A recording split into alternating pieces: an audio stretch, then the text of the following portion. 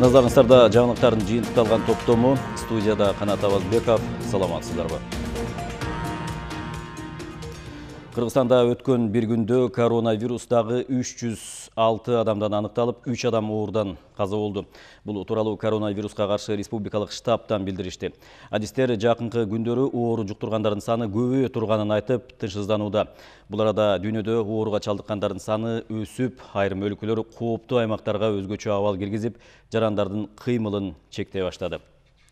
Жыл башынан бери жер шаарын каптаган оору адамдардын ден соолугунан сырткары анын күнүмдүк жашоосуна да кедергисин тийгизип, экономикага солгундап миңдеген адамдар жумушсуз калышты. Дүйнөлүк банк быйыл 150 миңден ашык адам жакырчылыкка кептелерин айтып кооптонууда. Темага кененирээк Элиза Нурматова токтолот. Монитор,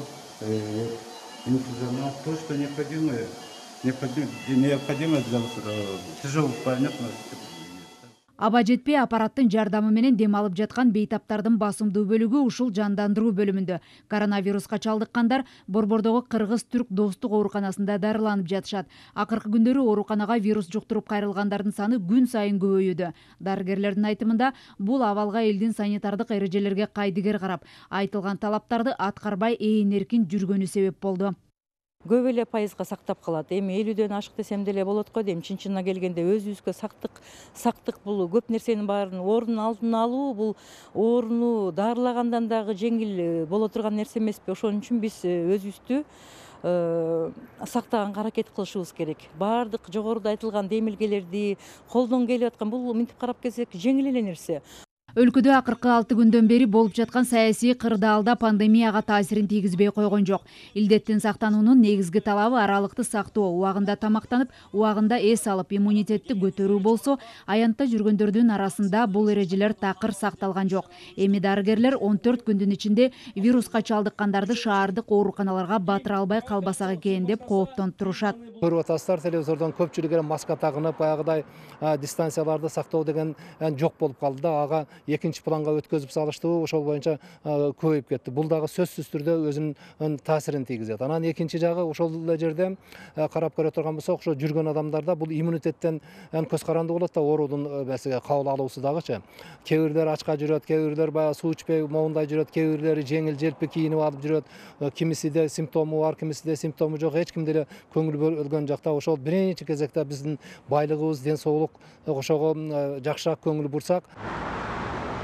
Дарыгерлер коомчулукту коронавируска кайдыгер карабоого чакырат. Жыл аягына чейин ковидтен сырткары сасык тумоо жана башка жугуштуу оорулардын коштоосунда кимдин кайсыл оору менен жабыркап жатканын аныктоо кыйын болуп, илдет массалык түрдө жайылышы ыктымал. Октябрь, ноябрь, декабрь айларында өтө көп катталат. Көп катталганда бул эмне болот? Көп катталганда грипптин, ошол эле ОРВинин, сасык тумоонун жана коронавирус оорусунун симптомдору, белгилери бирдей эле болушат да. Ошондуктан мунун арасында кимиси грипп экен, кимиси ковид экен деп туруп, врачтарга дагы моундай так көрүп туруп эле аныктоо кыйын болот. Бардыгын лабораториялык жол менен текшерүүгө керек болот. Массалык чогулуштар болбосун деген сайын Кыргыздын той ашы бүтпөй, күздөгү шаан шөкөттөр өз нугунда уланууда. Өлкөдөгү саясий абалды эске алып, көзөмөлдөгөн эч ким жок болуп, той ээлери, кафе, ресторандар канча болсо элдин баарын чакырып коноктосуп жатышат. Буга чейин санитардык нормаларды сактабаган коомдук эс алуу жайларга 30 миң сомго чейин айыппулдар салынат деген талаптар акыркы күндө көз жаздымда калгандай. Жайкы Саратанда ковид күнүнө 1000ге чейин катталып жатканда той топорду токтотолу деген элдер бат эле унутуп калгандай дейт дарыгерлер. Вы знаете, что буквально в июне, в июле месяце, да, какой у нас... Буга чейинки кыйынчылыкты биз бат эле унутуп койдук. Эл деген ушундай экен. Канча жолу жалпыга маалымдоо каражаттарынан ковид боюнча түнү күнү маалымат кетип жатат. Бирок коомчулук ага кайдыгер. Дарылоого караганда алдын алуу алда канча жеңил экендигин айтып эле келе жатабыз. Өпкөсүнүн жарымы жарабай калганда айыктыргыла деген жарандар көп эле болгон. Биринчи белгилери байкалганда эле медициналык жардам алышы керек да. Өлкөдө жугуштуу илдетке каршы күрөшкөн дарыгерлер жетишпей жаткан маалда күн сайын алардын арасынан оору жуктургандар көбөйүп бара жатканы да кооптуу. Өткөн суткада 22 медицина кызматкеринен илдеттин белгилери табылды. Ушуну менен вируска кабылган медицина кызматкерлеринин саны 3,5 миңге жакындады. Кыргызстанда акыркы суткада коронавирус инфекциясы 306 кишиден табылды. Ооругандардын арасынан Бишкек шаарында 53, Ошто 54, Чүй облусунда 20, Ош облусунда 52, Талас аймагында 2, Нарын облусунда 9, Ысык көлдө 12, Жалал Абадта 63, Баткен облусунда 41 жаран. Жалпы пандемиядан бери өлкөдө 49.230 адамдан илдет табылды. Акыркы жумада Россияда күнүнө 11.000ден ашык адам ковидтен жабыркап жатат. Аймакта кыргыз мигранттары көп экендигин эске алуу менен ал жактагы абал саламаттыкты сактоо министрлигин тынчсыздандырууда. Орну жуктуруп алгандардын көбү Москва шаарында. 3323 адам болду. Борбордо жашаган улгайган курактагыларга үйдөн чыкпоо сунушталып, мектептер 2 аптага жабылды. Ишканалардын кызматкерлери 30%га чейин кыскартуу же аралыктан иштөө милдеттендирилди. Изменилось в том плане, что немножко слабо.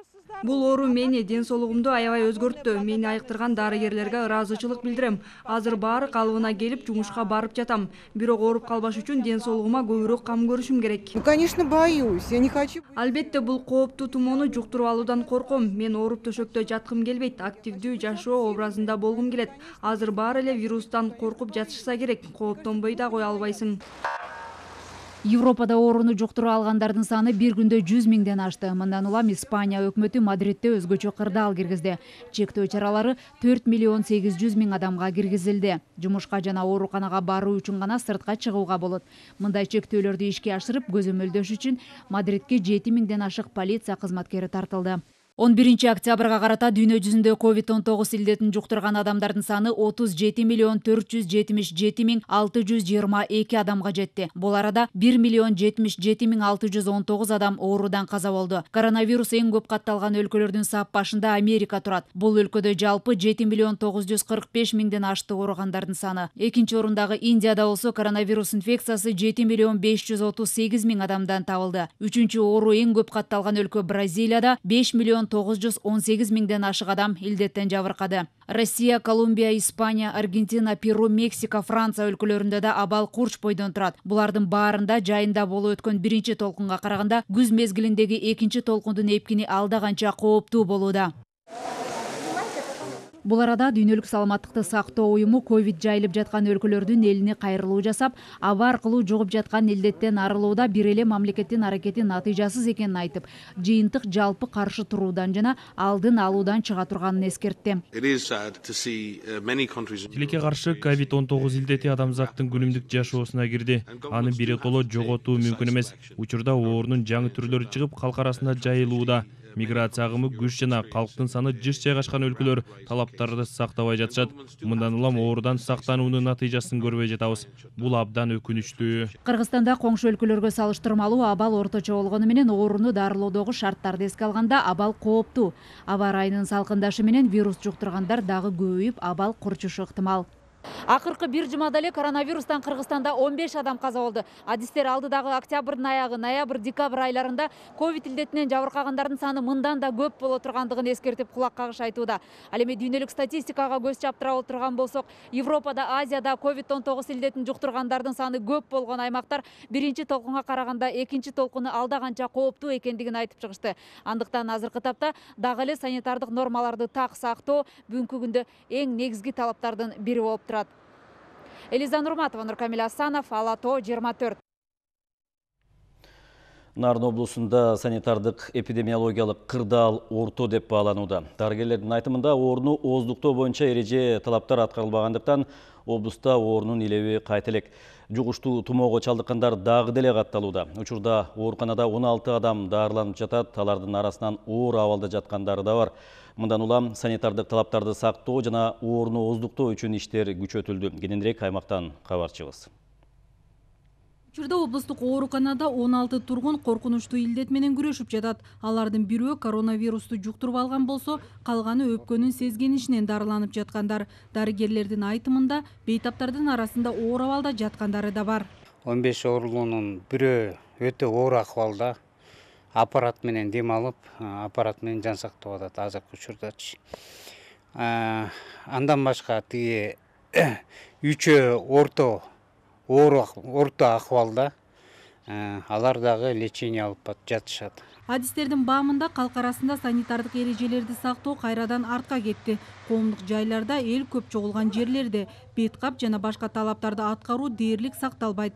Кечкисин кафе, ресторанда 200-гө чейин эл чогулуп той берип жаткандар да бар. Буга жергиликтүү бийлик башынан чек коюп, административдик чараларды да колдонуп көрүштү. Бирок жыйынтык жок. Жергиликтүүлөр дезинфекциялоо иши да солгундап калганын айтышууда. Ошко тойго барып келген, Бишкекке тойго барып келген, анан ушу биздин деле ушу аш тойго барып келгендер бардым эле. Анан ошол жактан келгенден кийин 4-5 күндөн кийин, жол сончакта күндөн кийин ооруп калдым деген ушу учурлар болуп атат. Оору кулачын жайгандан тарта Нарын облусу боюнча ооруканага коронавирустан 698, пневмония оорусу менен 1062 бейтап кайрылган. Тилекке каршы көз жумгандар да катталган. Өпкөсү кагынган учурлар болсо, сөзсүз түрдө үйдө жатып албастан ошо медициналык жардамга эртерээк келип лечение алса, бизге дагы жакшы болот эле, жана биздин бейтаптарга да эрте айыгып кеткенине дагы биз өбөлгө түзүлөт эле да. Эске салсак, Нарын шаарында оору башталгандан тарта оорулар менен байланышта болгон 3546 адам үй карантинине алынып, 110 адам үй шартында дарыгердин көзөмөлүндө болгон. Нуркыз Абдрахманова, Алишер Аскарбеков, Алатой 24, Нарын облусу. Өткөн сутка ичинде Жалал Абад облусунда коронавирустун 27 учуру катталды. Эми пневмонияга кабылгандардын саны 36. Алардын 12-си стационардык, калганы амбулатордук шартта дарыланууда. Жалал Абад облустук оорулардын алдын алуу жана мамлекеттик санэпид көзөмөл борборунун башкы дарыгери Рома Уримовдун айтуусу боюнча, облуста эпидемиологиялык абал күн сайын курчуп жатат. Ага санитардык эреженин сакталбаганы себеп болууда. Жарандар ооруну базардан, коомдук транспорттан жана башка массалык иш-чаралардан жуктурганы аныкталууда. Өткөн суткада 300гө жакын жарандан ПЧР анализи алынган. Бүгүнкү күндө облус боюнча ковид жуктурган 340 жаран ооруканада дарыланууда. Ал эми Жалал Абад облусунда жакында 100 орундуу кошумча жугуштуу оорулар бөлүмү ишке кирет.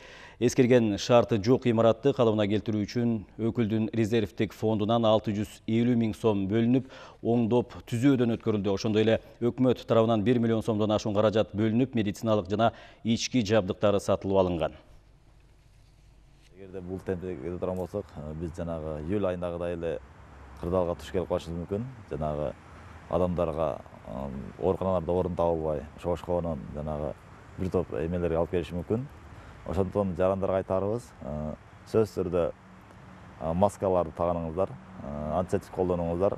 Эгерде оорунун кандайдыр бир белгилери пайда болсо, өз алдынча обочолонуп, мед кызматкеринин кеп кеңешин алыңыздар. Эгерде сиздер өз алдынча дарыланууңуз бул оорунун өтүшүп кетишине алып келиши мүмкүн. Азыр коронавирус оорусу чыгып, азыр мен ачыгын айтайын, Сузак больницасы толду бүгүнкү күндө, Жалал Абад больницасы уже толгону калды. Жана башка больницаларды да тез ачышыбыз керек. Ал жагында да оор маселелер бар. Акыркы шайлоо күнү жана ошол эле кезде мына митингдердин арасында өтө көп контакттар болуп кетти. Мунун дагы 14 күндүн ичинде дагы бир коркунуч бизде турат. Биздин өзүбүздүн менин жеке божомолум боюнча 14-нен пикке чыгып кетебизби деген коркунучубуз бар. Муну биздин специалисттер, медиктер да айтып атат. Эми Кудай сактасын, бирок мунун астында да биз иш жүргүзүшүбүз керек. Акыркы күндөрдөгү өлкөдөгү окуялар коронавирус инфекциясынын жайылышын шарттады. Адистер ковидтин инкубациялык мөөнөтүнөн кийин же октябрдын аяк чендеринде тумоонун көрсөткүчү көбөйүшү мүмкүн экенин айтышууда.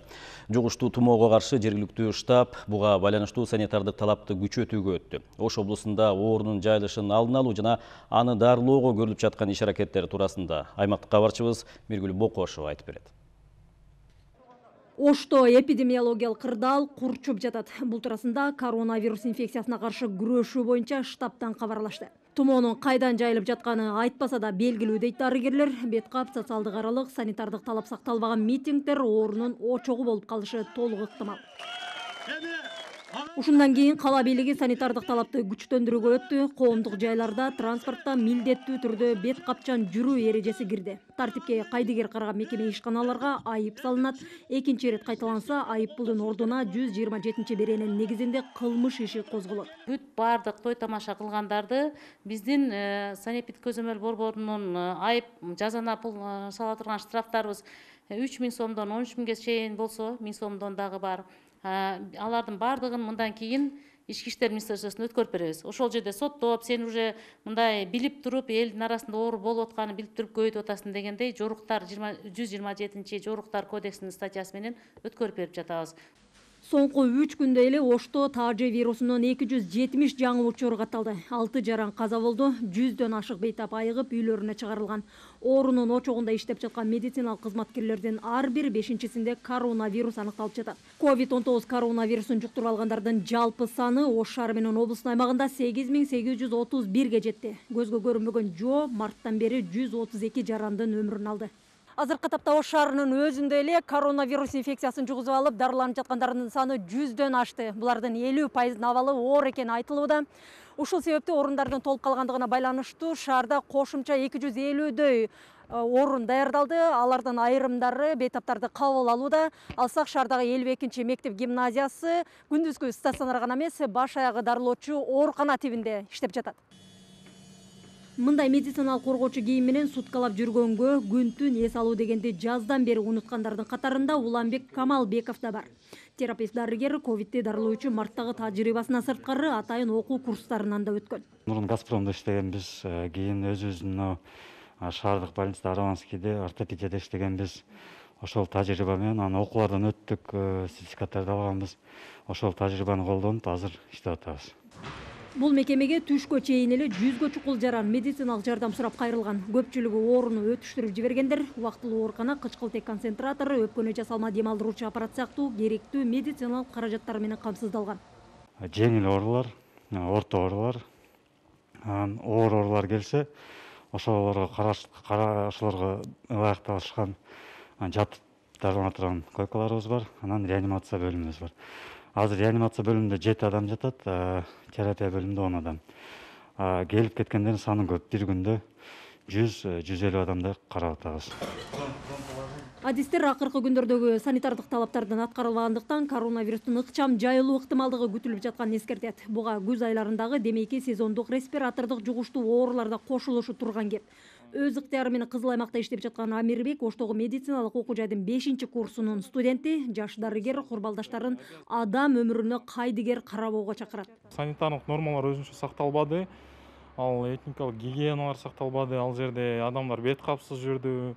Ал жерде өзү ошо санитарлык нормалар сакталыш керек. Ал жерде кучакташып, жеңишти маялап кандайдыр бир ошонун айынан көбүшү мүмкүн да. Ошолордун айынан анан кийин цепной реакция болуп атат. Ар бир адамга жугуп, айрыкча үйдөгү кары ата-энелерге жукканда булар кыйыныраак өтүп атат. Аларда Өзгөн, Кара Суу, Ноокат жана Араван райондорунун калкы үчүн курулган Кара Суунун Баш булак айылындагы 150 койкага ылайыкташкан жугуштуу оорулар ооруканасы иштеп, бейтаптарды кабыл ала баштады.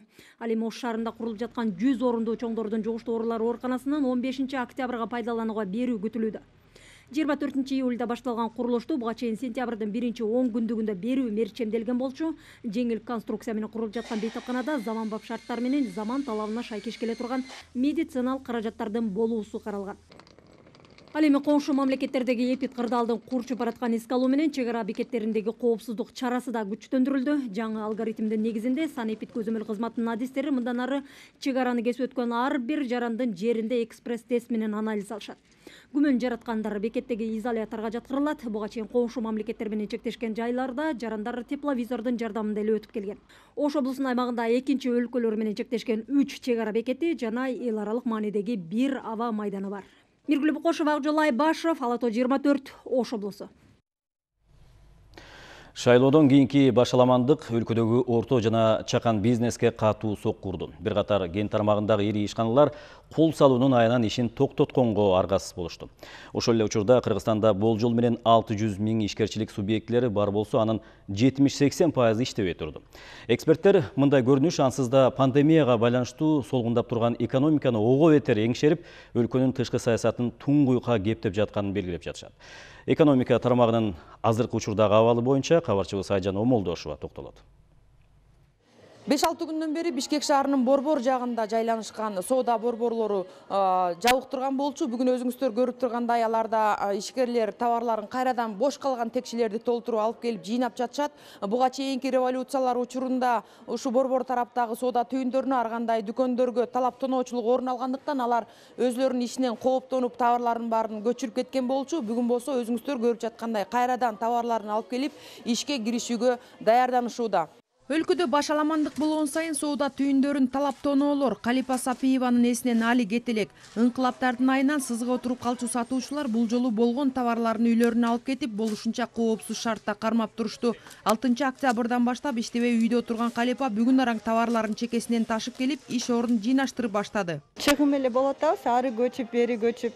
Бул үчүн көчүргөн үчүн да портер нанимать этип акча төлөйбүз да, кайра көчүп келген үчүн да акча төлөйбүз. Залакасы көп эле. Ар бир ишкердин кредиттери бар, подряд алып келгендери бар. Ошонун баарын төлөп бериш керек бизде анан. Бул деле ситуация опасный го.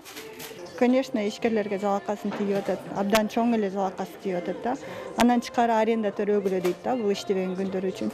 Ал арада дагы эмне болуп кетет деп кооптонуп турган ишкерлер да бар. Ансыз да пандемиядан чыккан кризисте катуу жабыркап, соодасы мурдагыдай болбой турган чакта башталган саясий кырдаал соода түйүндө иштегендерди чыгымга учуратты. Биз бирок азыр до сих пор деле коркуу сезим менен турабыз. Анткени деген просто ачылып алабыз да, кайра алып келип алабыз. Анан бир кезең кайра башталып кетсе, биз кайра аргасыз болобуз да, товарларды алып чыгып кеткенге. Мародерство болуп кетет, зачалып кетет. Бир жума иштебей жаттык, бир жума просто жөн эле үйдө жаттык. Анткени аренданы төлөгөнү дальше улана берди да. Ошон үчүн биз бир жумада да прибыль көрбөй калдык да. Айрым ишкерлер, сатуучулар сактанып, дүкөндөрүн коопсуздук кызматы менен бирге өзүлөрү да түнү менен көзөмөлдөп чыгышты. Абал көзөмөлгө алынып, эч кандай талаптоноого жол берилбегени менен айрым тамактануучу жайлардын айнектерин талкалап кеткен жагдайлар дагы бар. Эч ким жардам берген жок, биздин өзүбүздүн сотрудниктер эле чыкты, турду. Биякта балдар 15 баладай болуп турду. 1-2 таш тийип калды. Айнектерге көрүп аткандай эле 2 айнекке тийип калды. Анан жаныбыздагы эле талкалап кетти. Болду, жаныбыздан эле өтүп кетишти, биякта кызычы болду. Мародерлор менен биз сүйлөштүк, биз эл менен деп. Күнү түнү иштеп, азык-түлүк саткан ири супермаркеттер болсо күндүз эле иштеп, кечкисин эрте жабылып, кайтарууга алынып турду. Өзгөчө Ордо калаанын борбордук бөлүгүндө жайгашкан ири дүкөндөрдө кооптонуулар жаралды. Всё спокойно, у нас ажиотажа нет, люди спокойные. Бардыгы тынч, эч кандай дүрбөлөң болгон жок. Ошондой эле ызы-чуу болгон деле киши жок. Биз элдик кошундун мүчөлөрүнө ыраазычылык билдиребиз. Чынында балдарга чоң рахмат. Ушундай жигиттерибиз менен сыймыктанабыз. Жаштар абдан активдүү жана мекенчил экенин көрсөтүштү. Бардык дүкөндөр менен соода түйүндөрүнүн кызматкерлеринин атынан дагы бир жолу рахмат айтам. Башаламан башталган алгачкы күндөрү коомдук тамактануучу жайлардын жана соода борборлорунун имараттары күзөтчүлөр менен кайтарылып жаткан, бирок кийинчерээк элдик ыктыярчылар тобу келип кайтарып беришти. Бирок буга чейинки талаптоноочулардан көңүлү калган ар бир имараттын сыртына сактануунун дагы бир жолу катары мына биз эл менен деп жазып алып дагы сактанганын өз көзүңүздөр менен көрүп жатасыздар.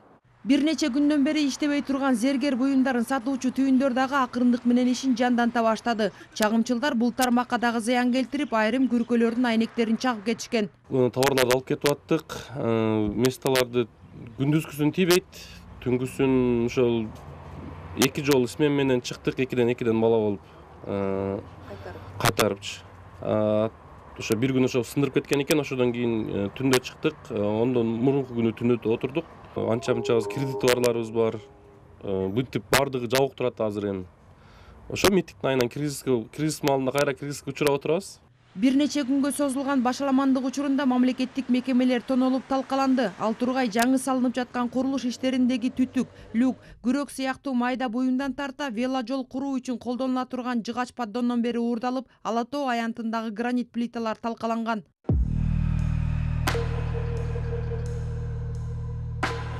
Ал эми бул өрттөнүп жаткан имарат Таластагы жер үй Алтын кенине тиешелүү. 6 октябрда белгисиз жарандар өндүрүш болгон аймакка кирип барып, башаламандык болгондон кийин өрттөп жиберишкен. Буга байланыштуу Алтын кен ишин токтоткон. Шайлоодон кийин белгисиз адамдар Нарындагы Кара Кече көмүргенин дагы басып алышты. Мындан тышкары Жалал Абад облусундагы Ала Бука жана Терек-Сайда жайгашкан алтын комбинаттары ишин убактылуу токтотууга аргасыз болушкан. Кыргызстанда болжол менен 600 000 ишкерчилик объектилери бар болсо, бул күндөрү анын 70-80% иштебей турду. Мисалы үчүн мен өзүмдүн секторумда как президент союз берип айтып коеюн, менде 945 субъект бар да. 945 субъекттин бир 90% иштебей турат. Коркуп турушат.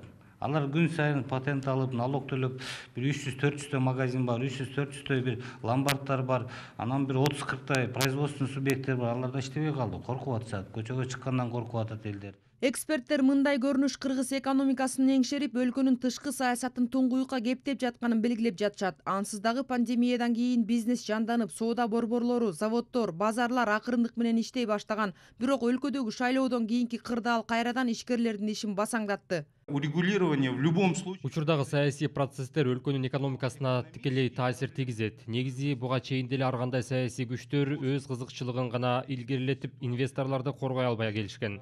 Бардык саясий күчтөрдү Кыргызстандын экономикасындагы абалды жөнгө салуу боюнча ойлонуп көрүүгө чакырам. Эгер экономиканы колго албасак, анда мамлекет жоголуп кетүү тобокелчилиги бар. Серепчилердин баамында шайлоодон кийинки туруксуздук ансыз дагы карызга жашап жаткан өлкөбүздүн экономикасына чоң сокку болду. Мындай жагдай бир четинен мамлекеттин аброюна шек келтирсе, экинчиси инвесторлорду кооптонтууда. Ишкерлер, өндүрүүчүлөр ишенип отурабыз. Качан, кандай кылышат? Ушул эң негизги бизди да уксун деп, бизге жардам да берсин. Бизге жардам берсе, эртең биз дагы элге айлык катары, салык катары биз дагы ушул акчаларды кайтарып беребиз.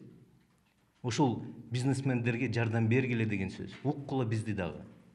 Биз саясатка аралаштырып же бир нерсе кылабыз деген ойдо эмеспиз. Тоо кен тармагындагы ишканалардын, ошондой эле жалпы эле өлкөдөгү орто чакан ишкерликтердин ишинин токтошу бюджеттин киреше бөлүгүн азайтты. Мындай жагдай каатчылыкка жол ачуу менен бирге ондогон жарандарды жумуссуз калтырат. Айжан Омолдошова, Бексултан Курманбек уулу, Ала Тоо 24. Өлкөдө орун алган башаламандыктан улам эшик терезеси талкаланган автобустардын чыгымы 274.900 сомду түздү.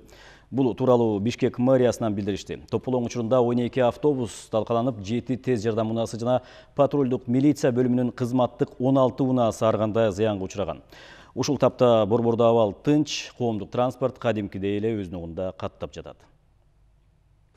40 жылдан бери уна башкарган Дүйшөнкул Абдыкадыров 25 жылдан бери маршруттук такси айдап эл кызматында. Айдоочу соңку 5 күндүн ичинде маршруттук таксилерге түшкөн жүргүнчүлөрдүн саны кыйла азайып кеткенин айтат. Бирок ага карабай жумушун токтоткон жок. Өзгөчө абалга байланыштуу айдоочу талапка баш ийип, кечки саат 9га чейин иштеп жатат. Бир күндө мурун 4-5-40 кылчу элек, азыр бир 3-40, кээде 4-40ка да жетишпей калып атабыз. Себеби машина атыштай туруп жылганга чакта эле ушундай болуп калат. Жекшемби болгондуктан коомдук транспорт башка күндөргө салыштырмалуу азыраак каттайт. Анткени бул күнү жүргүнчүлөр аз болгону үчүн айдоочулардын көбү үйлөрүндө салышат. Борбордогу башаламандык учурунда да коомдук транспорттун иши үзгүлтүүгө учураган жок. Айдоочулар кадимкидей эле иштеп, жумуш токтогон эмес. Бүгүнкү күндө Бишкек троллейбус башкармалыгы муниципалдык ишканасындагы троллейбустар штаттык режимде иштеп жатышат. Негизи мурункудай эле иштеп атабыз, эч неме болгон жок. Өзгүлтүксүз эле иштеп атат. Мурун кандай иштесек, азыр ошондой эле иштеп атабыз. Азыр бизде эртеңки күнгө 125 троллейбус чыгат иштегенге, на линияга, жумушка Бишкек шаарына. Мисалы маршруттардын баары эле иштеп атат. 4-чү маршрут, 7-чи, 10-чу, 17, 11, 5, 9, 6 бүт эле маршруттардын баары чыкты. Иштеп атат штатный режимде эле. Борбордо абал тынч, эч кандай тополоң дүрбөлөңгө түшкөн деле киши жок. Коомдук транспорттун ишине сын айтып, нааразы болгон тургундар деле кездешкен жок. Ар ким өз иши менен алектенип, мурдагыдай эле жай турмуш өтүп жатат десек болот. Күндөгүдөй эле жакшынакай эле күткөн жокпуз. Шарт эле келди, отурдук, кеттик, жакшы. Жакшы эле иштеп атат. Биз көп күткөн жокпуз. Мурункудай эле иштеп атат да. Анан эми тартип боло баштайт го дейм да. Өткөндө айтылып аткан баягы график менен болуп жүрөт депчи, но биз андай эле байкаган жокпуз. Кадимкидей эле жүрүп атат, ооба.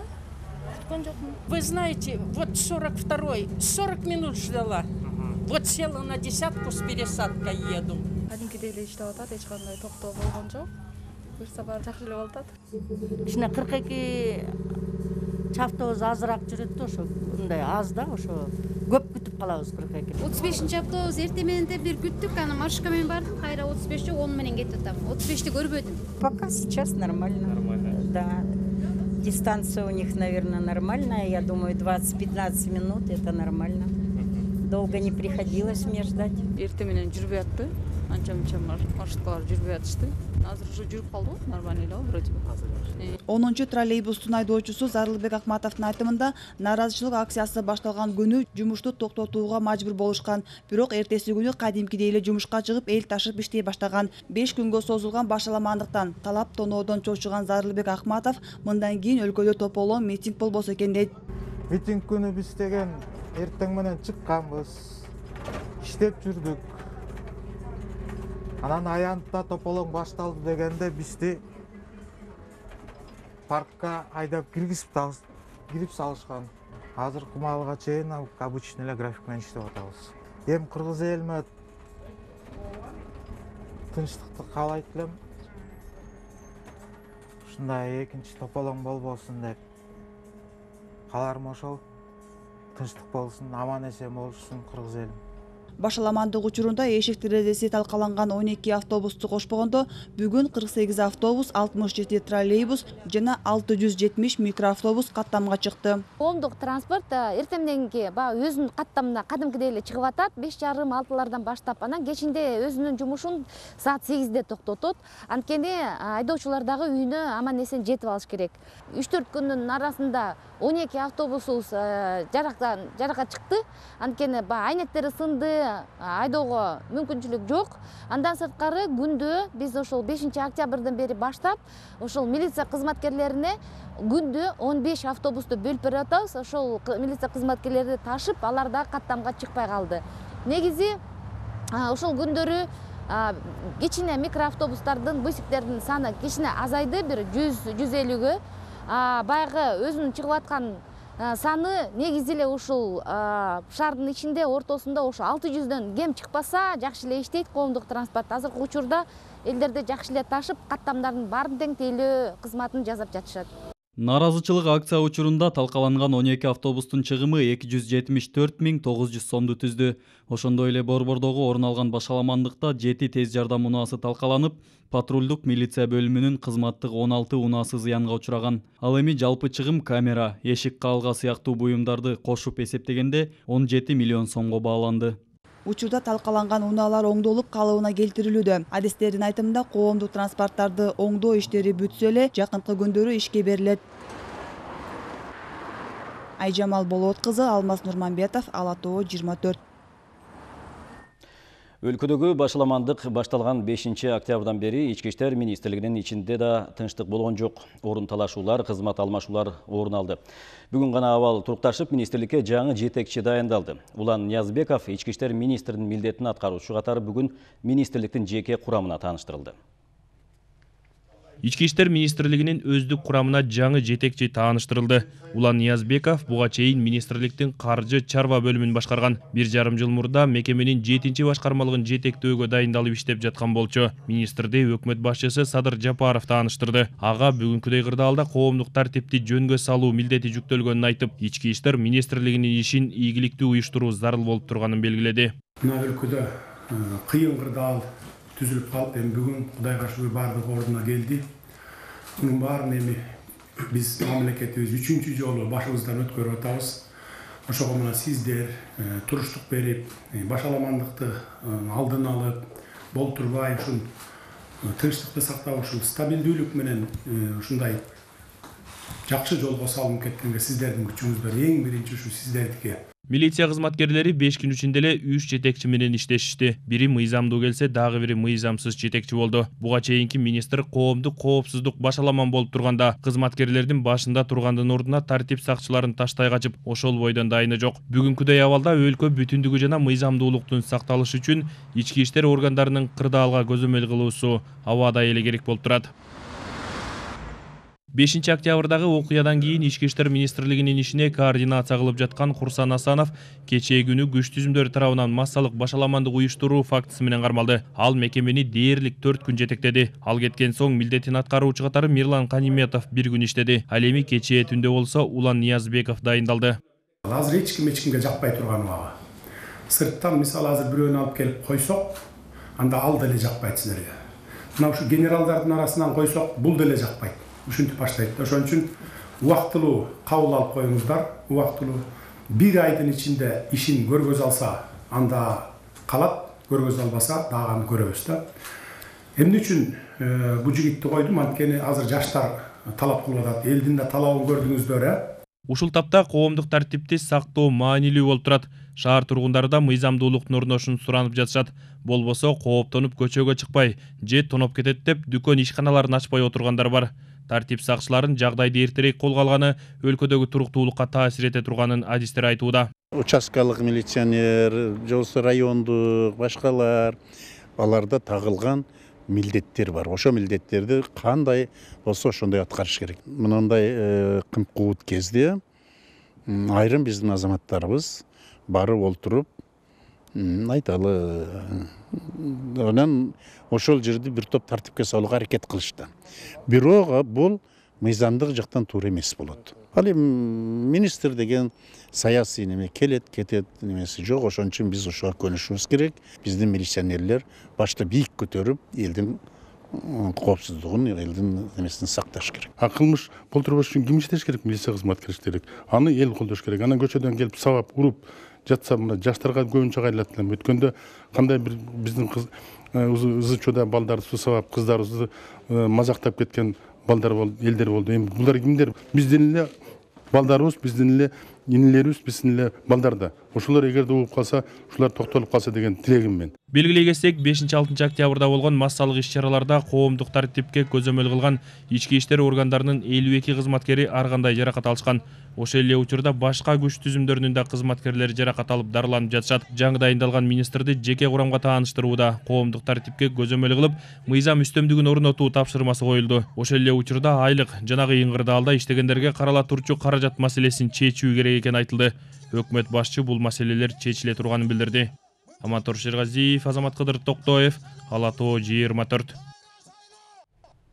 Жаңы өкмөттүн түзүмү жана курамы азырынча өзгөрүүсүз иштейт. Мындай чечим өлкөдөгү акыркы кырдаалга байланыштуу кабыл алынганын премьер-министр Садыр Жапаров күн мурун жогорку кеңештин жыйынында билдирди. Белгилей кетүүчү нерсе, президент Сооронбай Жээнбеков министрлер кабинетинин мүчөлөрүн тиешелүү кызматтарга дайындоо жөнүндө расмий жарлыкка кол кое элек.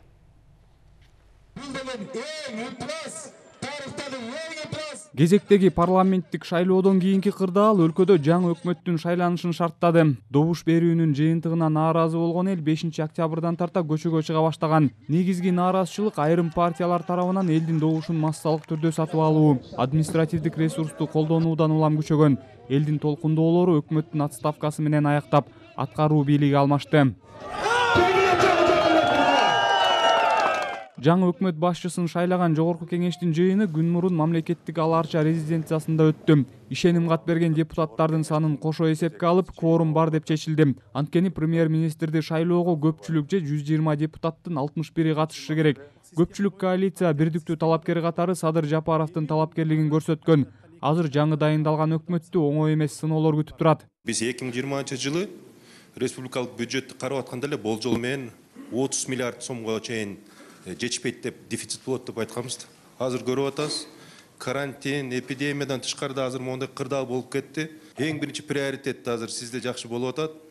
Стабилдүүлүктү алып келели. Анан чарба иштерин жакшылап караш керек. Пенсионерлерге пенсия бериш керек. Мамлекеттик камсыздоо кылып бериш керек. Бүт азыр ОЗП келатат. Бул белгиленген багыттар жаңы өкмөт башчынын кыска мөөнөткө жазылган программасында дагы негизги маселелерден. Азыр тез арада экономикалык абалды жөнгө салып, пандемиянын кесепеттерин жоюп, ошону менен катар кышка даярдануу керек. Мындан сырткары ички, тышкы саясатта да кечиктирилгис кабыл ала турчу чаралар бар. Ичара чырдашып, көчөдө талашып тартышып жүрүүгө убакыт жок. Азыр билекти түрүнүп, убакытты текке кетирбей иштей турган мезгил. Бир жагынан мамлекетибиздеги түзүлгөн саясий кырдаалды, экинчи жагынан пандемиянын шартында кемиген экономикабыздын абалын, бюджетибиздин тартыштыгын, социалдык милдеттерди жүрөгүм менен түшүнүп кабылдап турам. Жана мындан аркы кырдаалга толугу менен жооп берүүгө даярмын. Премьер-министр жыйында өкмөттүн түзүмү жана курамы боюнча да пикирин билдирди. Азыр ал өзгөрбөйт. Жапаров муну өлкөдөгү акыркы кырдаалга байланыштырды. Андыктан азыркы учурда бардык министрлик жана мекемелердин жетекчилери өз ордуларында калышты. Мамлекеттик органдар ошол бойдон иштейт. Садыр Жапаров премьер-министр, Алмазбек Батырбеков биринчи вице-премьер-министр, Акрам Мадумаров вице-премьер-министр, Аида Исмаилова вице-премьер-министр, Таалайбек Темиралиев өкмөттүн аппаратынын жетекчиси, Санжар Мукамбетов экономика министри, Бактыгүл Жээнбаева финансы министри, Эркинбек Чодуев айыл чарба тамак аш өнөр жайы жана мелиорация министри, Жанат Бейшенов транспорт жана жолдор министри, Марат Жаманкулов юстиция министри, Чыңгыз Айдарбеков тышкы иштер министри, Улан Ниязбеков ички иштер министри, Замирбек Аскаров өзгөчө кырдаалдар министри, Сабиржан Абдикаримов саламаттык сактоо министри, Каныбек Исаков билим берүү жана илим министри, Улукбек Кочкоров эмгек жана социалдык өнүктүрүү министри, Азамат Жаманкулов маданият, маалымат жана туризм министри, Эмил Осмонбетов өнөр жай, энергетика жана жер казынасын пайдалануу мамлекеттик комитетинин төрагасы, Алтынбек Исмаилов маалыматтык технологиялар жана байланыш мамлекеттик комитетинин төрагасы кызматына бекилди. Вице-премьер-министр менен ички иштер министри гана кызматтарынан кетишти. Кашкар Жунушалиевдин ордуна 10 октябрда Улан Ниязбеков дайындалды. Ал буга чейин ички иштер министрлигинин 7-башкармалыгынын жетекчиси болуп эмгектенип келген. Ал эми вице-премьерлик орунга ким көрсөтүлөрү азырынча анык боло элек. Андыктан өкмөттүн курамы дээрлик толугу менен мурдагы бойдон калды десек болот. Түзүлгөн жагдайга жараша менин оюмча башка жол жок болчу. Азыр структураны өзгөртөм, андан кийин өкмөт мүчөлөрүн өзгөртөм, Асан кирсин, Үсөн кирсин деген тема башталса, анда чыр-чатак болмок. Революциялык убакытта жашап атабыз. Революция деген эмне? Бул баягы мыйзамдан тышкары чыгып кетти деген сөз да. Ошон үчүн революция деп атап атабыз да. Ошон үчүн менин оюмча бечө туура эле болду. Структураны дагы өзгөрткөн жок, персоналдык курамын дагы өзгөрткөн жок. Менин оюмча бул туура эле болду, себеби бул убактылуу нерсе. Баарыбыз түшүнүп атабыз. Азыр премьерди мындай легимдештирүү керек болчу да, ошого жеттик. Анын үстүнө эгер премьер-министр өкмөттүн курамын кайрадан курап, түзүмүн өзгөртөм десе, ага талапкерлерди көрсөтүп, аны кайрадан жогорку кеңештин кароосуна алып барышы керек. Бул болсо убакытты талап кылат. Бирок ошого карабастан коомчулукта жаңы өкмөт башчы жаңы жүздөр менен иш башташы керек деген ой пикирлер да бар. Элдин пикирин жыйында депутаттар премьер-министрге жеткиришти. Мен ойлойм, элде кадр маселесине нааразычылык аябай күч да. Анан ишиңизди бир жаңы барактан баштап эле мына эл дагы депутаттар да билет. Кайсы вице-премьерлер, кайсы министрлер, кайсы өкмөт мүчөлөрү ишин тарта албай атканын. Депутаттар колдоо берип аткандан кийин ишиңизди таза барактан баштап эле жаңы команда, тажрыйбалуу, билимдүү кадрларды топтоп эле баштабайсызбы? Жакын арада карайлы баарын. Карап чыгып анан кийин айталычы. Азыр эми ушундай кырдаал болуп аткан үчүн эле мурдакы система иштеп турсун баардык жерде деп мен ошо талапты ошондой койдум да. Эгерде басып алуучулук жолдор менен ар кайсы жерди басып ала берсе, токтоп калса, биздин мамлекетте экономикага дагы, саясий кырдаалга дагы тоскоолдук болот. Ошон үчүн анан мен ушундай чечимге келдим.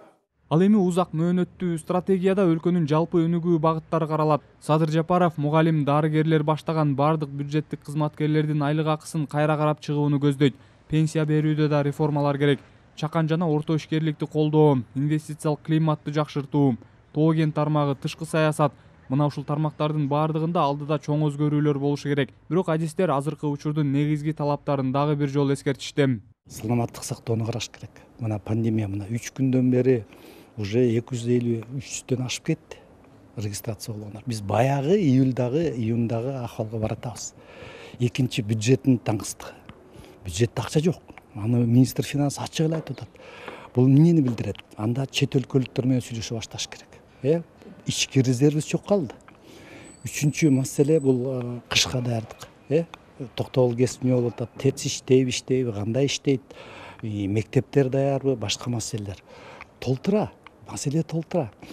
Азыр мындай саясий реформаларды мындай чуктап коюп, анан акырын бирок экономика менен алектениш керек. Кыргызстандын эгемен тарыхында Садыр Жапаров 32-чи өкмөт башчы болуп калды. Көз карандысыздыкка жеткенден бери өлкөдө премьер-министрлер дээрлик жыл сайын алмашып келатканы белгилүү. 4-октябрга чейин өкмөттү жетектеп турган Кубатбек Боронов өз арызы менен кызматтан кеткен.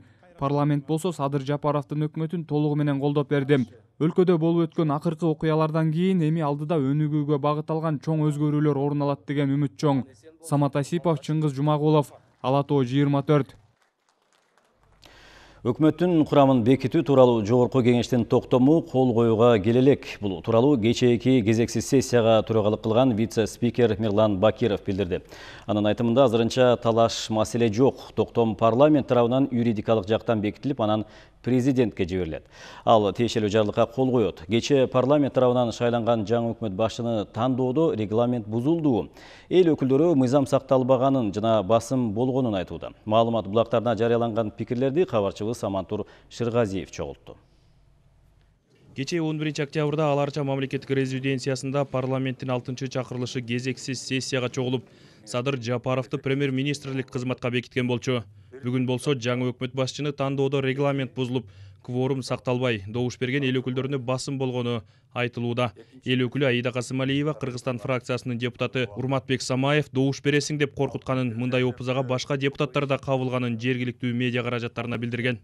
Кечээки жыйында премьер-министрди дайындоо эмес, премьер-министрдин программасын жана өкмөттүн курамын бекитүү маселеси каралды. Депутаттардын көпчүлүгү жок дегенде 61 депутат ошол жыйында отуруш керек эле. Кечээ мен барда 46 депутат отурган, 6 ишеним кат менен. Бирок мен чыгып кеттим. Себеби биз 1 сааттан ашык отуруп калдык. Кворум такыр болбой атты. Мен катышкым келген жок. Анткени башынан эле мыйзамсыз болооруна көзүм жетти. Анын үстүнө ошол жерде силер ушул жерге келгенсиңер, добуш бересиңер деп депутат Урмат Самаев коркутуп жүрдү. Менин жеке өзүмдү да коркутту. Аттарынан айта албайм, бирок бир топ депутаттар чыгып баратканда кайра ордуна келтирип атты. Ар ким кече алып келесиңер, добуш бересиңер, болбосо каршы добуш бергендерди үйүңөргө чейин барып тытмалап кетебиз деген сөз болду. Ал арада Аида Касымалиева айтып жаткан депутаттарды коркутту делген Кыргызстан фракциясынын депутаты Урмат Самаев массалык маалымдоо каражаттары аркылуу үн катты. Ал депутат Ай менен кире бериште гана жолугуп, учурашып, башка депутаттар менен бирге бир аз ал жай сурашканын гана айтууда. Андан кийин көрүшкөн эмесмин дейт. Биз бир аз гана сүйлөштүк. Белгилей кетсем, бардыгы түз эфирде көрсөтүлүп жатпадыбы? Ошондон карап көрсөңүздөр болот. Мен андан кийин ага жолуккан эмесмин. Менин коркутканым тууралуу далил болушу керек да. Мен ал сыяктуу эле депутатмын. Керек болсо анын кызматы меникинен жогору. Ар бир эл өкүлү макул же каршы добуш берерин өзү чечет.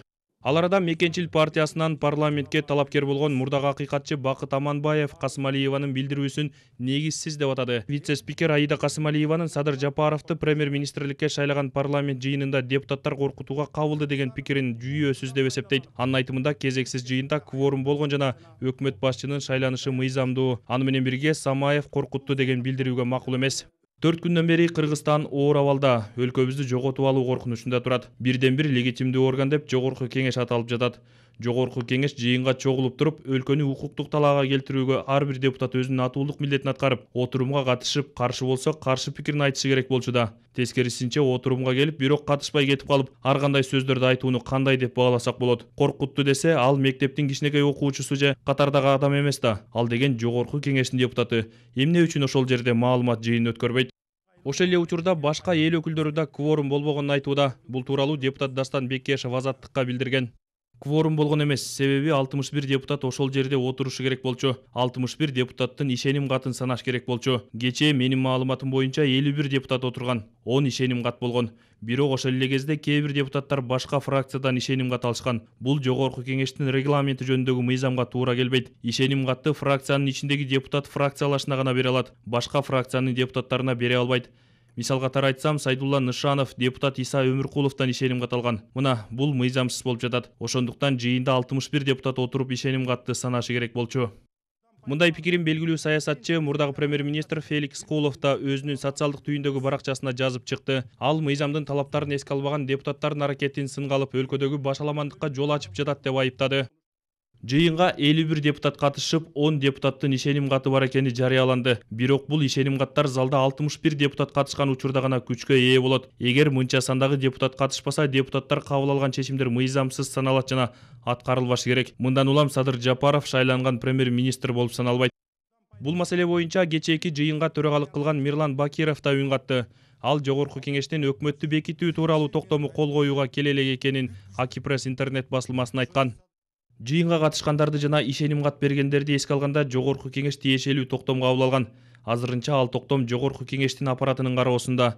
Тиешелүү бөлүмдөрдөн өткөндөн кийин гана кол коюуга келет. Азырынча талаш маселе жок. Дайым эле ушундай. Жогорку кеңештен юридикалык жактан бекитилип, анан президентке жиберилет. Ал тиешелүү жарлыкка кол коет. Бул талаш маселе боюнча легендарлуу парламенттин төрагасы Медеткан Шеримкулов да жалпы элге кайрылуу жолдоду. Анда саясатчы мамлекет акырындык менен укуктук нукка түшүп жатканын айтып, кечээки тандоо колдоочулар менен бирге каршы чыккан тарапты жаратканын белгилеген. Экс-төрага жаңы өкмөт башчыны мыйзам алкагында аракет кылууга чакырган. Кийинде мындай мыйзам сакталбаган көрүнүштөр болбош үчүн жаңы өкмөт башчы Садыр Жапаровго кайрылам. Мындан ары кабыл алынган чечимдер Кыргыз Республикасынын мыйзамдарына шайкеш келе турган болсун. Бийлик бутактары мыйзам талаасына кайтуу үчүн легитимдүү президент Сооронбай Жээнбеков жаңы парламент шайланып келип, өкмөт курамы бекейинге чейин өз ыйгарым укуктарын аткарууну сунуштайм. Алдыдагы шайлоолор мыйзам алкагында жана белгиленген мөөнөттө өтүшү керек. Саясатчы алдыда боло турчу шайлоолорду жылдыруу саясий башаламандыктын кайрадан кайталануусуна себеп болот дейт. Андыктан президент жана жаңы өкмөт өнөктүктүү адилет өткөрүүнү камсыздашы керек. Медеткан Шеримкулов конституциялык референдум маселесине да токтолуп, бул маселеге абал толук турукташкандан кийин гана кайрылуу керек экенин айткан. Амантур Шергазиев, Азамат Жапаков, Ала Тоо 24. Шайлоонун жыйынтыгына нааразы болуп, толкуган элдин аркасы менен мыйзамсыз абактан чыгып кеткендер өз ыктыяры менен кайтып келбесе, мыйзамда көрсөтүлгөн катуу чаралар көрүлөрүн башкы прокуратура эскертет. Белгилүү болгондой, 10дон ашуун адам абактан чыгып кеткен. Ал арада күч түзүмдөрү аларды четинен кармап, кайрадан абакка киргизүүдө. Теманын уландысы кийинки материалда. 5 октябрь түнү митингге чыккан көпчүлүктүн арасынан абакта жаткан белгилүү саясатчыларды колдогон жоон топ адам УКМК имаратын басып кирип, Алмазбек Атамбаевди жана анын тарапташтарын бошотуп кетишкен. Алмазбек Атамбаев менен кошо УКМКдан жалпы жонунан 9 тарапташы эркиндикке чыкты. Алардын арасында Кой Таш окуясы боюнча камакка алынган Фарид Ниязов, Мээрбек Мискенбаев, Канат Сагынбаев, Канат Осмоналиев, Фархат Бабиев, Канатбек Рысбек уулу жана Дамир Мусакеев бар. Бул түнү Атамбаевдин жакын адамы делген Бурдагы Бишкек шаарынын мэри Албек Ибраимов, Сапар Исаков да боштондукка чыккан. Исаковду Молдавановкадагы колониядан чыгарган кишилер аны Бишкекке жеткирген. Ал эртеси журналисттердин эркиндикке чыкканыңызды мыйзамдуу деп эсептейсизби деген суроосуна төмөндөгүдөй жооп берген. Сот тийиштүү чечим чыгаргандан кийин гана мыйзамдуу деп эсептелет. Мен азыр соттун ордуна жооп бере албайм да. Жеке пикиримде коомчулуктун ишенимине кирген соттор дайындалып ошолор ишти карашы керек. Бул өтө маанилүү, мен үчүн принципиалдуу түрдө маанилүү. Ошол учурда өлкөдө жаралган кырдаалдан пайдаланып Жантөрө Сатыбалдиев, Равшан Жээнбеков жана Салайдин Авазов абактан чыккан. Элдик толкундоонун аркасы менен эркиндикке чыккан адамдардын баары оор кылмыштарга барган деп айыпталып, айрымдарына өкүм чыгып, күнөөлүү деп табылып, жазасын өтөп жаткан болчу. Алмазбек Атамбаев мыйзамдагы ууру Азиз Батукаевдин мөөнөтүнө мурда түрмөдөн бошотулушуна байланыштуу 11 жыл 2 айга эркинен ажыратылган. Ошондой эле Атамбаев Альфанын бир офицеринин өмүрүн алган Кой Таш окуясы боюнча козголгон кылмыш иши боюнча да айыптуу катары өтүп жатат. Учурда бул окуя боюнча соттук териштирүүлөр уланууда. Кой Таш окуясы боюнча айыпталып жаткан Фарид Ниязов, Мээрбек Мискенбаев, Канат Сагынбаев жана башкалар тергөө абагынан чыгып кетишкен. Аларга карата козголгон кылмыш иши боюнча соттук териштирүүлөр уланууда. Мурдагы мэр Албек Ибраимов мектеп курулушундагы коррупцияга жана Дастан ишканасындагы каражатты коромжу кылганы, муниципалдык жерди берүүдөгү коррупция боюнча күнөөлүү деп табылып 15 жылга кесилген. Сапар Исаков Бишкек Жебин тарых музейди оңдоого жана Чолпон Атадагы ипподромду реконструкциялоого байланышкан кылмыш иштери боюнча айыпталган. Быйыл ал сот тарабынан коррупция беренесинин негизинде 18 жылга эркинен ажыратылып, ага 247 миллион 650 миң 281 сом айып салынган. Айрым иштери боюнча соттук териштирүү уланууда. Бишкек жылуулук борборундагы коррупциялык иштери боюнча мурдагы өкмөт башчы Жантөрө Сатыбалдиев 7 жыл 6 айга, электр станциялары ишканасынын мурдагы жетекчиси Салайдин Авазов 11 жыл 3 айга түрмөгө кесилген. Эркиндикке чыккан Алмазбек Атамбаевди күч кызматкерлери 10 октябрда үйүнөн кайра кармап кетти. Ортодогу убакыт ичинде Атамбаев тарапташтары менен бирге форум имаратында митинг өткөрүп, ага Өмүрбек Бабанов кошулган. Эки лидерди ээрчиген көпчүлүк аянтка келип, жыйынтыгы башаламандык менен аяктады. Толкундоонун эпкини менен эркиндикке чыккан саясатчылардын адвокаттары эртеси сот үй камагына чыгаруу чечимин кабыл алды деген билдирүү тараткан. Серепчилер бул жерде одоно мыйзам бузуу болду деп эсептейт. Чыгып кеткенде ошол жерде соттун чечими болуш керек. Чыгаргангачы эми түнү соттун чечими болбойт да, демек бул мыйзамсыз чыгарылган болуп атат да. Түнү болуп атпайбы? 6-сында, 5-ден 6-сында 6 күнү. Анан күндүз мисалы сот жанагындай өз токтомдорун чыгарып атат, үй камак депчи. Анан ушуну жана укук жактан албетте эл көбүнчөсү нааразы болуп атат. Ошондой эле жана абакта отурганда эле биздин кезилип кеткен жарандар деле нааразы болуп атат. Бирөөгө теңдик жоктугун билип койдук да, бул жерде саясат анан акча колунда болсо ошолорго баягы жол ачык деген, теңдик жок дегендин далили. Эми ушул абалды караганда жанагы укуктук талаак алып келебиз деп атышат, укук талаак алып келебиз деп, анан кандай бир ошо мамлекетте тынччылык болсун деп элдин баары самап атат. Чыгарган күндө туура эмес болуп калган менин оюм боюнча. Жанагы окуянын шамалы менен барып эле анын жанагы тарапташтары барып кошо аны түрмөдөн алып чыкты, ГКМ СИЗОдон алып чыкты. Эми мен айымда жанагы Атамбаев, Сапар Исаковтар болчу. Эми алар конкретный иштер менен козголгонда, жана миллион ущерб болгон мамлекетке. Ошол ущербтин доказательствосу камалып атат. Эми алар ар биринин үстүнө эле чыга бере турган болсо, кандай анан анда тиги түрмөдөгүн баарын чыгарып кетишкен да. Анын туугандары келишкен, анын тарапташтары келди, эмне жатат деп чыгарып кетти. Анда бизде хаос болбойбу? Бардак да бул. Мамлекет болгондон кийин мыйзамдар иштеш керек. Мыйзамдуу түрдө эгер чыгабыз десе, соттон акталып чыга берсин. Мен эмем жок, каршылыгым жок. Только бизде мыйзам тартип иштеш керек да. Мен түрмөдөн чыктым азыр. Күч түзүмдөрү Атамбаевден тышкары Кой Таш окуясы боюнча айыпталып жаткан Равшан Жээнбековду жана Мээрбек Мискенбаевди кармап абакка киргизди. Ошондой эле күч органдары Салайдин Авазов, Фарид Ниязов жана жансакчылар Канат Сагынбаев менен Дамир Мусакеев кармалганын кабарлады. 9 октябрда Ала Тоо аянтында башаламандык фактылары, массалык башаламандык беренеси боюнча кылмыштардын жана жоруктардын бирдиктүү реестрине катталган. Абактан мыйзамсыз чыккандар ушул фактынын негизинде камакка алынууда. Эми көптөр мына чыгып кетип кайра камалып атса, нааразы болсо алар өз сотторго кайрылсын да. Биздин өлкөдө мыйзам иштей турган болсо, ушундай булардын тагдырын только сот чечет.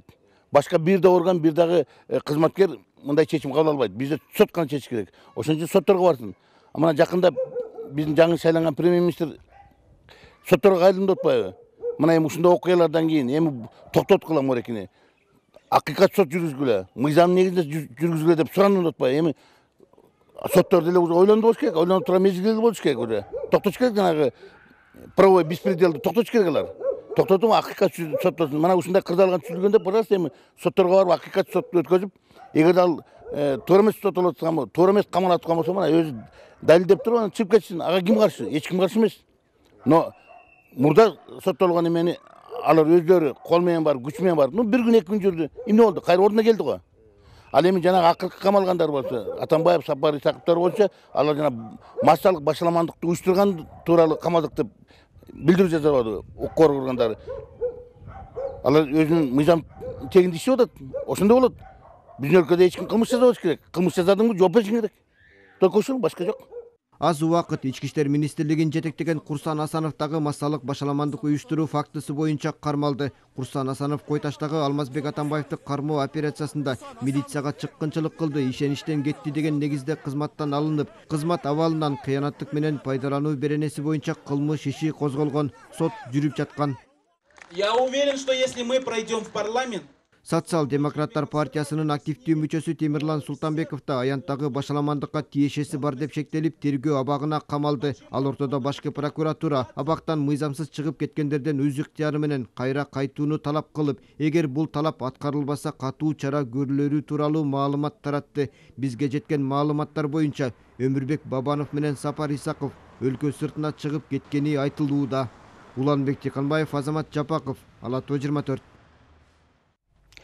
Сиздер жаңылыктардын жыйынтыкталган топтом менен тааныштыңыздар. Ала Тоо 24 каналы өлкөдө жана дүйнөдө болуп жаткан окуяларга көз салып турат. Көңүл бурганыңыздарга рахмат. Саламат калыңыздар.